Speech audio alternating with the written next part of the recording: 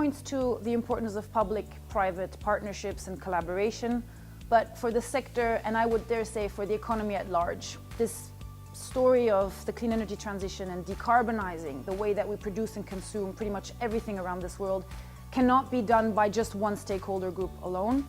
It goes in par because this is a collaborative story. Now, the most important here is to have a common sense of objectives, to be speaking the same language as to where we want to go.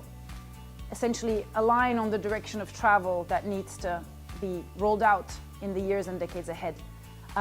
Here, having governments set important and ambitious targets, the way we have seen already at the climate accords, but we need to see more of that, that gives a clear signal to companies, to industries, to organize themselves, to invest, to put their money where those targets are, and to really start to deliver the targets that are set by government. So that's one very important thing. Really show the political way, show a long-term vision, and agree on that so both can build it. The second is to make sure that industry can also do what it is supposed to do. Because governments might set pledges and goals, but the onus always falls on the industry to get it all built, to get it all delivered, to put it all from paper to actual projects. And that requires, on the energy sector at least, or specifically in power, an increase in renewable energy targets, in energy efficiency measures. We need to work much more on an enabling policy and regulatory environment that allows that industry to do what it does best and to really build the projects at scale.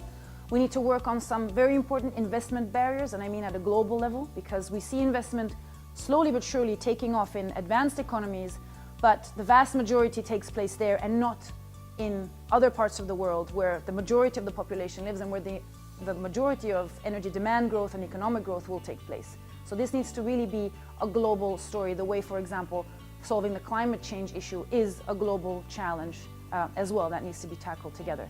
And there's ways to do that.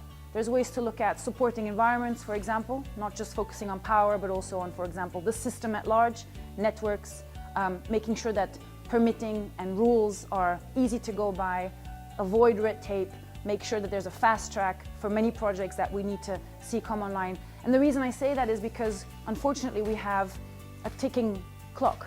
We have climate accords, we have goals that have been set as a global community for governments and for companies at large, but we need to move much faster, and so we need to be able to change the system in our favor to be able to deliver on time.